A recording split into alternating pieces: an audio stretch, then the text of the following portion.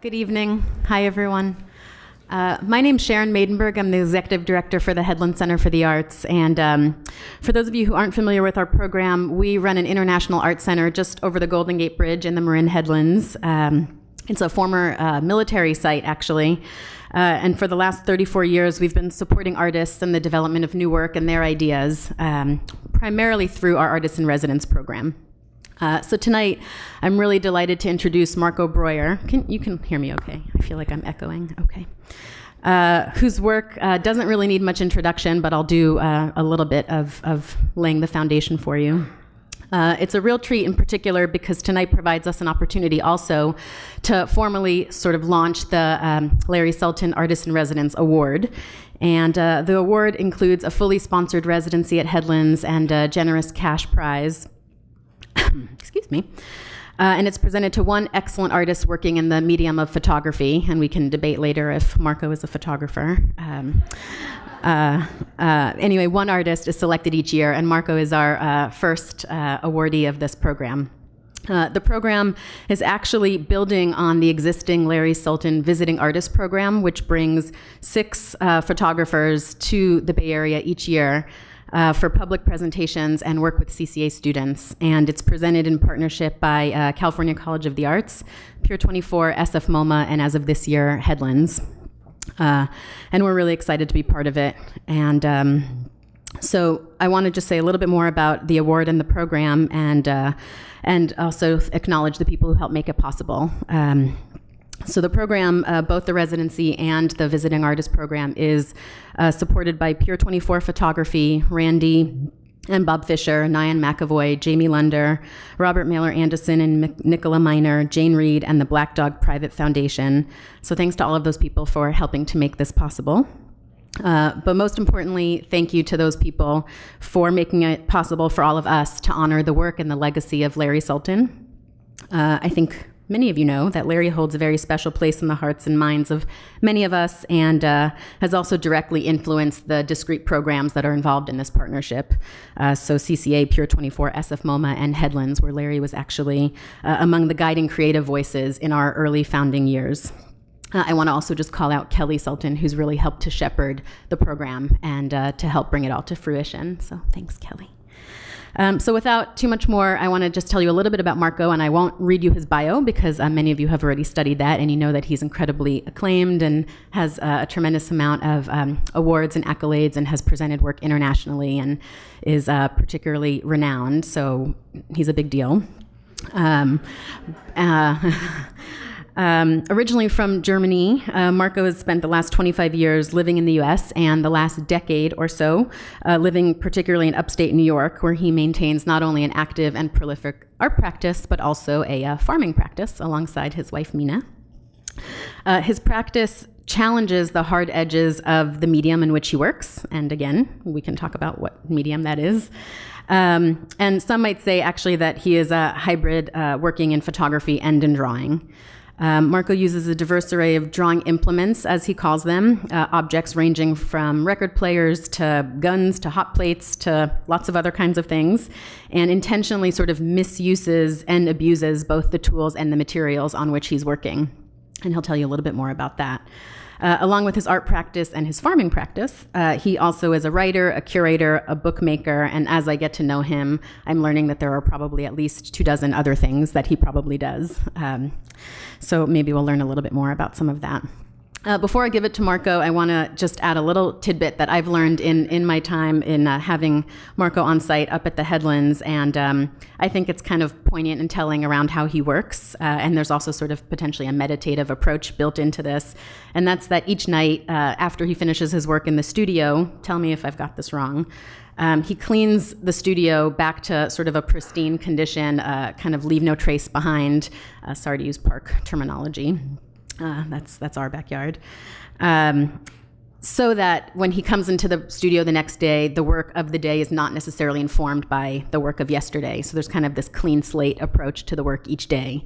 And there's kind of a mindfulness there that I think is really interesting. And in talking to Marco, he was telling me that he doesn't actually give talks or lectures very often anymore, maybe a couple a year. And so each one is actually unique, its own special little snowflake. And so there's also kind of fresh start or a clean plate to each one of these presentations. And so in some ways they become performances or new works in themselves. So tonight what you'll hear and see from Marco has never actually been presented before in this way. And so you're in for a bit of a treat in that it's kind of a new presentation, and we get to kind of guinea pig it for him.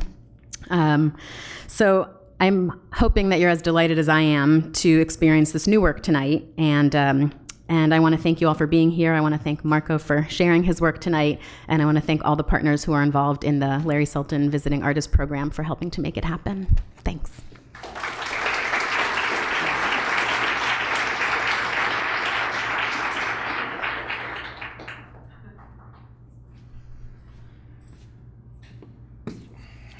Hello, everybody. Thank you, Sharon. That is today's date, right? 21/16. All right. So I want to say a few thank yous too, if you don't mind. It's been not only a pleasure being here, but it's been a real honor to have Larry Sultan's name attached to mine in this way. I've talking to many of you over the last 6 weeks here, I've really felt Larry's generosity sort of reverberate, and I know that he's still present here in many ways. And San Francisco is a very generous place. I've experienced it as very open, and I've lived in New York, as Sharon said, the last 25 years, and you can call New York a lot of things, but generous is not one of them. So it's been a real treat being here and talking to a lot of you. I want to say thank you to Kelly, Sultan, for being wonderful. The Headlands, I've had a great time. Have a great time up there. I'm not quite done yet. Abner, Nolan from CCA. Seems that many roads in San Francisco lead to Abner.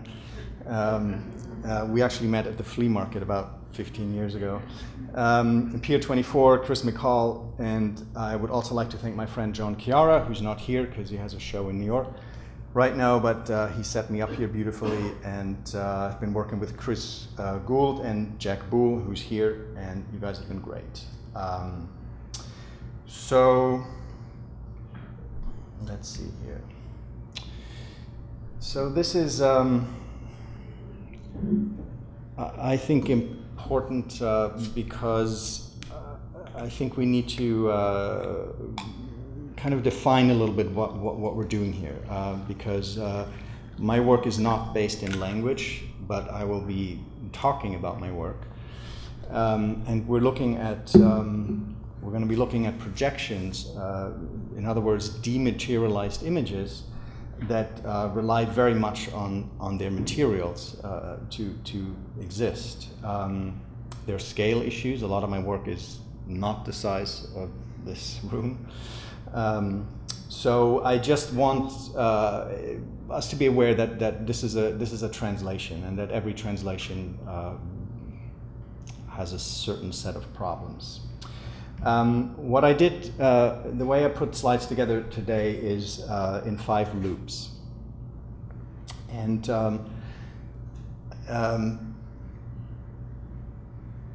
the reason for that is that working at the Headlands now, I've been thinking about progression and how one piece or one body of work leads to the next. And I don't really believe in a linear progression. I think the shape is really a different one, and loop seemed somewhat fitting. The first one is a silent loop, so I'm not going to say anything. I'm just going to show you some images, and a couple of those I'll come back to in some of the other loops, but you'll just forgive me for being quiet for a little while.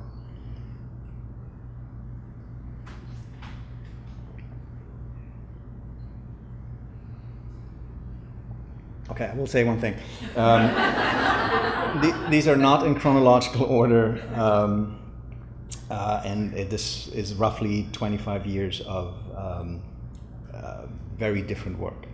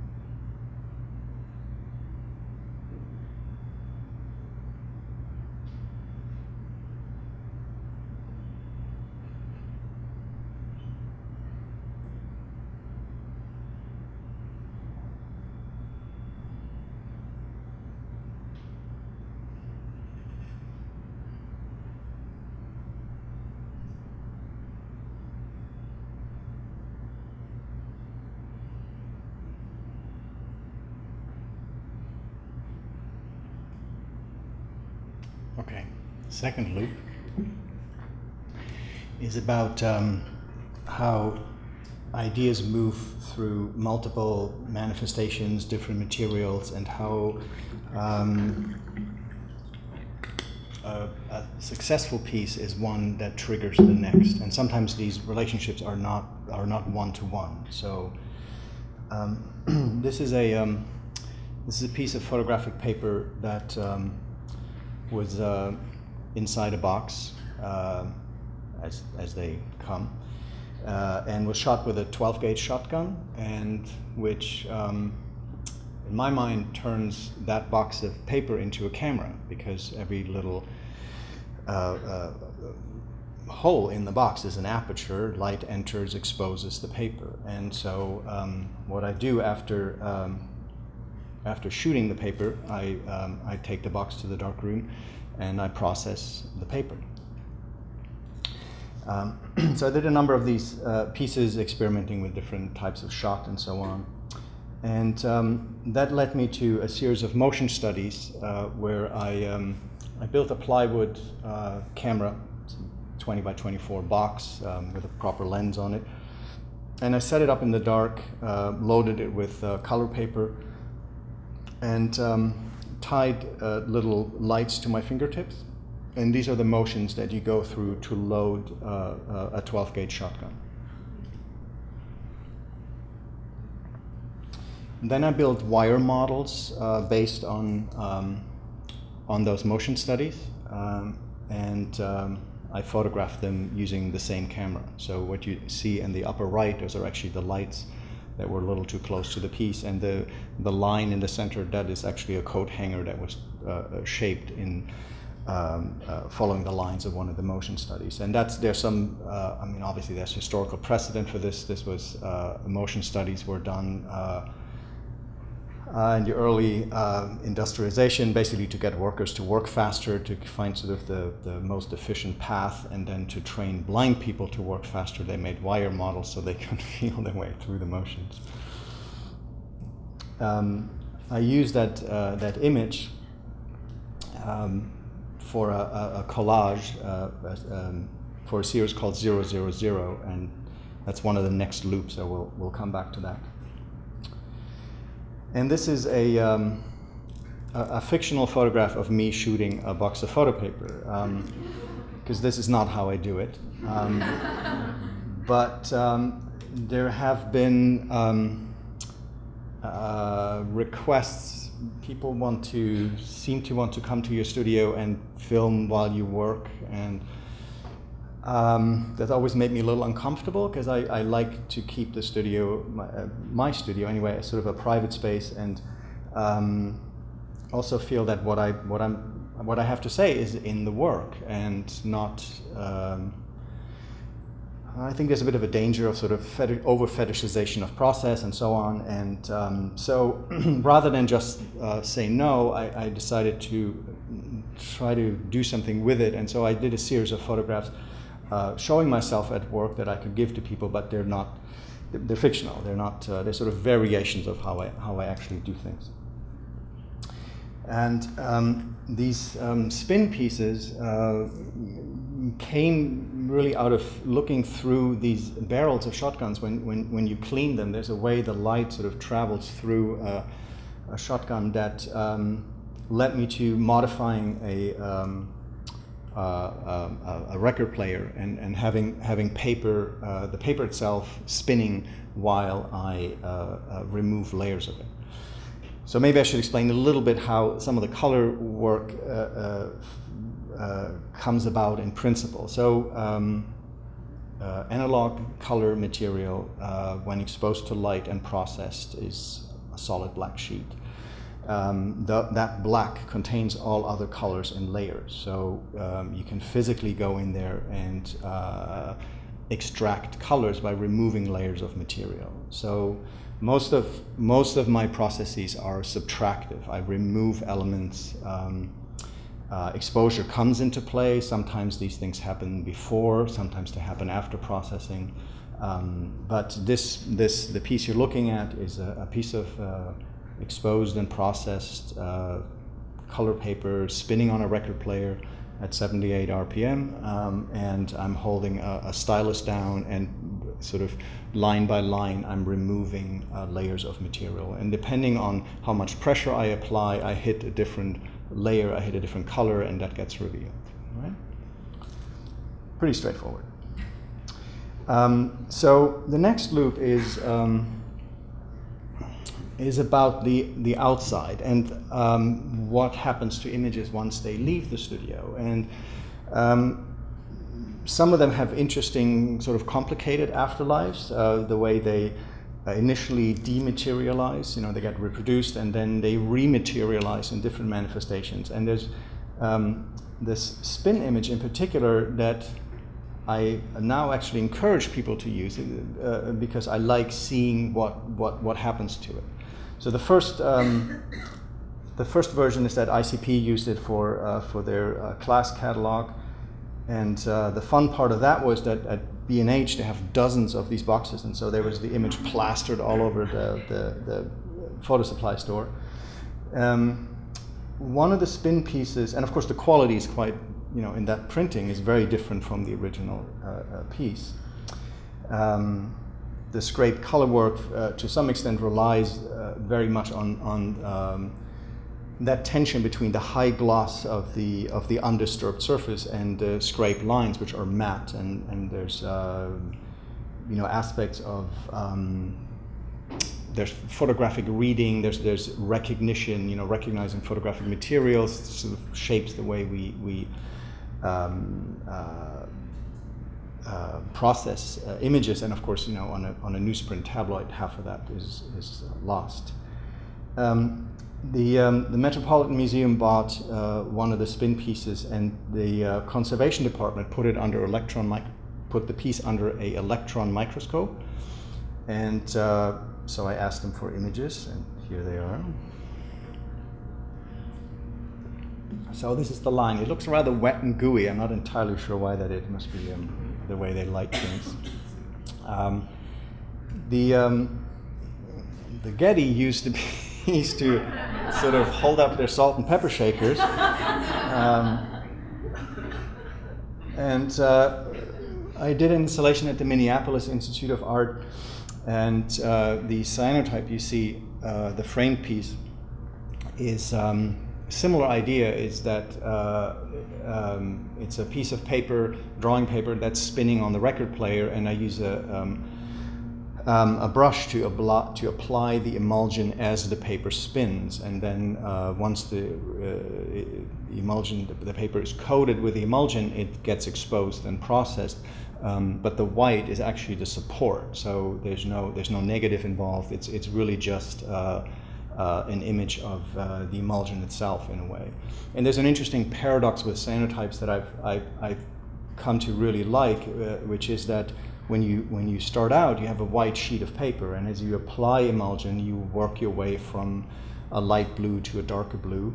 But as you build up emulsion, it actually becomes physical, and so it builds up to the point where the very substance that makes the paper light sensitive is now physically present to the point that it starts to obstruct light. And so the tonal, you're kind of over the hump. The tonal range goes in reverse. So the more emulsion you apply past a certain point, you're working your way back to white. The museum used the cyanotype image for various handouts and publications, and of course they were all different in quality, and so I just collected them and ended up hanging them next to the piece itself. The chalkboard here, it was a two-part installation, so I went to Minneapolis to install it's a small room, about a dozen works, and then a month later I went back and we took the work down, painted all the walls black, and then I spent a few days in the space, and I started to work with charcoal on site and writing notations and quotes and drawing grids and making connections, and so the idea was the chalkboard. I mean the black wall, that chalkboard paint obviously refers to both the photographic darkroom as well as the classroom. And the idea was to turn the gallery into a space where that's not just about the display of older work, but or older ideas, but also a place that could potentially generate ideas. The third loop is about a series called 000, and it's a book. Well, it should be a book. I don't have a publisher yet, but it's 8.5 by 11. It's several hundred images that I've gathered over the last few years, both from the New York Times, some reproductions of my own work, and the idea was to create a book that is about reproduction, as most books are, but that is also about production. So it functions as a sketchbook in the sense that many of the pieces in the book are sketches for potentially for future work, but that every piece also at the same time looks backwards, and it looks at existing pieces, both mine and others, and then they get layered. And what I do is sort of a combination of using a Xerox machine, contact printing Xeroxes in the darkroom, reworking those surfaces. I use silkscreen, and a number of other sort of bastard print-making techniques. And it's, the whole thing is, of course, about deliberate misuse of materials and tools, multiple generations, deterioration, and so on. So, and the idea is that the book should have at least about 200, 250 images, just short of overwhelming, and I want it printed on fairly thin paper with a bit of bleed through. And the title 000 refers to filtration. So when you work in the darkroom, in a color darkroom, you, as many of you know, you filter in your colors. You have to generally the idea is to go towards some kind of neutral. Now that doesn't really apply if you don't have a negative, so I play with basically on and off. So I turn the light on or off, or I turn my filtration on or off, or a combination thereof. So 000 is zero filtration, which leads with the right exposure to red, and then I do combinations of on, off, off, off, on, and so on. All in a way to avoid making actual color choices. So this is a piece that it started out as some disaster that the New York Times covered, and I blew up sort of the smoke of the fire on the Xerox machine, and then I contact printed it in the darkroom, and then I used a scraper to remove sections of the material, so to introduce color into that image. Using I call them silk screens, but there's no silk and there's no screen. I just use silkscreen ink, and I rake it over surfaces, and I use different surfaces, and so in a sense they're additive rubbings, they're additive frottages, right? The ink deposits in sort of the lower areas.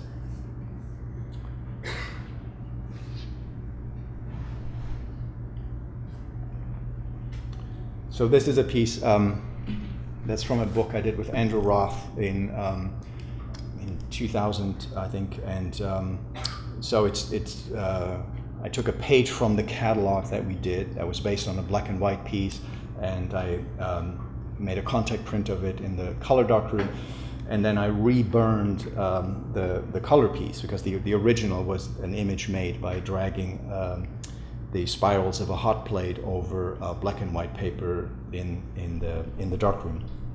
So it's a kind of a layering of marks, and particularly a layering of optical and physical marks, because I do think that tension, that window object tension, in my mind, is at the core of photography. And so whenever you gather optical information, whether it's a print or even just a sloppy contact that introduces blur, we're I think so trained, because of photography's ubiquity, to recognize these elements and interpret them in terms of depth and so on. And any kind of surface mark, any kind of surface violation kind of refuses that window reading, and it pulls it right back into a clearly defined plane. And so that object-window tension, in my mind, is sort of the most pronounced when you have these two modes clashing in a piece. A number of images I Xerox on mailing labels, and then I remove some of them. So it's a kind of a subtractive collage. It allows me to start out with a complete image, and then I can sort of peel away as I go. And I also like how the back bleeds through. So the idea is that the images will be printed on a somewhat thinner paper, so that the idea of that sort of bleeding and a kind of fluid transition should be part of the book. So if you're friends with Michael Mack, today would be a great day to call him, because he has that proposal, and I think you might need a little nudge. All right, loop number 5. So this is what I'm working on right now at the Headlands. It's an exhibition. It will be an exhibition in the fall with my gallery in New York, and so I've been working on for I don't know year and a half now on figuring out a way to work as freely and really focus on line as I possibly can. So a lot of my early work relied heavily on chance, and part of that was that I studied photography in Germany, and at the end of it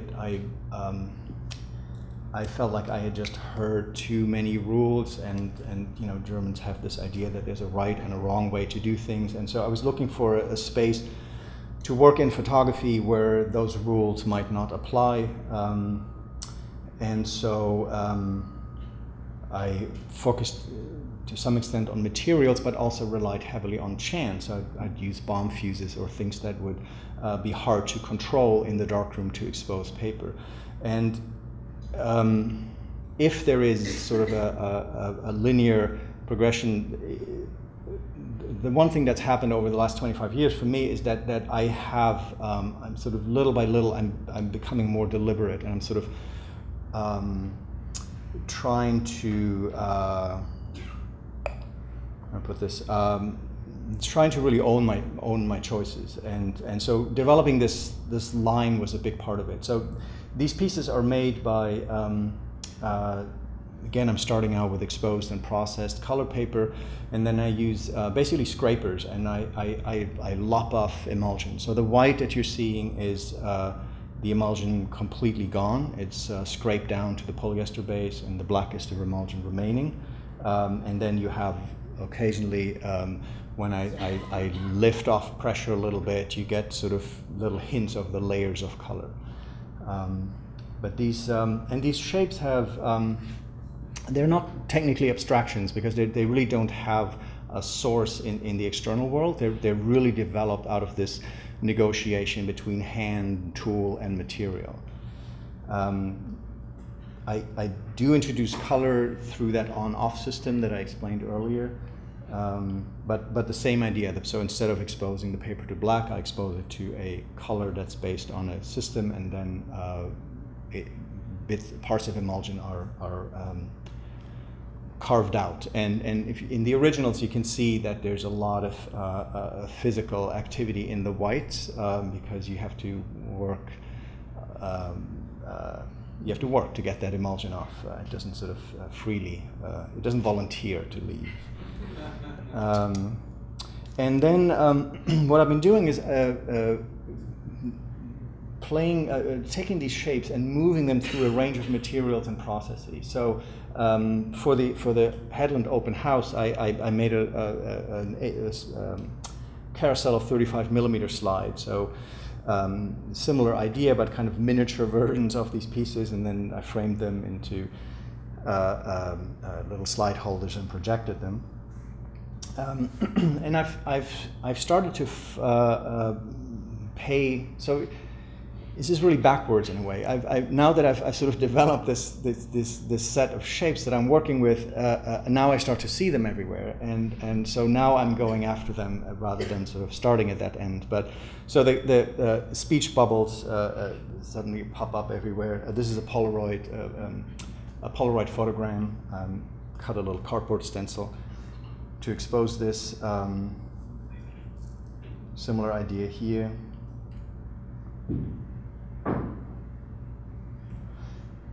And then, I mean, as you've seen in the beginning, I do use cameras with some regularity, and being here, I've actually been using the camera a lot, and some of it has been about finding these shapes as I'm driving around here, but I've also been working with Jack on playing with this idea that that photographs are incredibly susceptible to a complete change of meaning, just the tiniest insertion of a date or a timestamp or a play button or whatever it is. So, so we've been working with some of these